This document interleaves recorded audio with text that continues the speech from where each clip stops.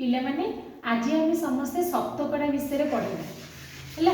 शतकड़ार अर्थ हूँ 100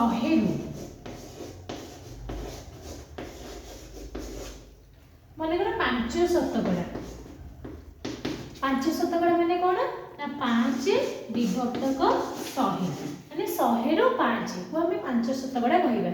सेमती जदि 7 शतकड़ा नबा ताले 7/100 माने 100 रु 7। तो तुम जो स्कूल में परीक्षा होची तुमको पिला पचारुथुबे कि टीचर पचारुथुबे तुमर केते शतकड़ा मार्क रहिला तो पिला कहती मोर 50% अच्छी कि 60% अच्छी कि 70% अच्छी। शतकड़ा इंग्लिश टा होची परसेंटेज। तो से जो परसेंटेज टा केमिति पढ़ा हुए सेटा विषय रे हम पढ़िबा। माने कर मु कहिबी हमर फुल मार्क होची 600 मोर अच्छी परीक्षा रे अच्छी 70% अच्छी ता माने 600 रो 70%। ता अर्थ कोन ना 600 रो माने गुणन 70%। 70% माने 70/100। तो एठी हमर 2 दशमलव को 2 दशमलव कटि गले रहिला केते ना 6 + 42 शून्य ताले 420 मार्क मोर अच्छी। 600 टोटल मार्क मोर 70% मार्क अच्छी माने मोर 420 मार्क अच्छी। सेमती जदि हमर टोटल मार्क माने करे हेथिबो 500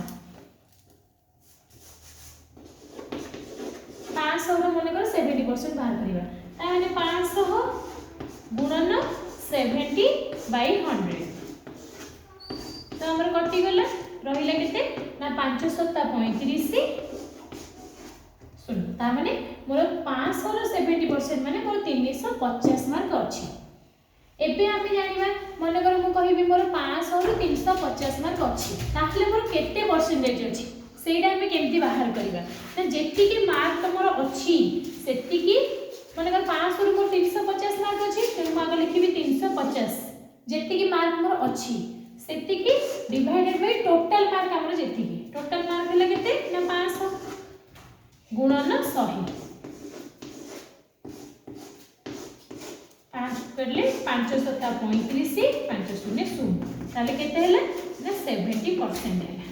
तेनु तमर स्कूल रे तले परीक्षा होची तमर टोटल मार्क 500 हो कि 600 हो किबा 700 हो सेति किरु तमे जेति की मार्क आनी थिबो एबे तुमे तार परसेंटेज काढी परिबो। जेति की मार्क तमे रखी दिबो सेडा ऊपर लिखिबो तळे हमर टोटल मार्क लिखिबो लिखि के सेतरे 100 इनटू करिवो। बुझि पारलो एथरा। तेणु समस्ते शतकड़ा करिवो। जहाँ डाउट होबो कि क्वेश्चन न करि परिबो मते कमेंट रे जणाइबो।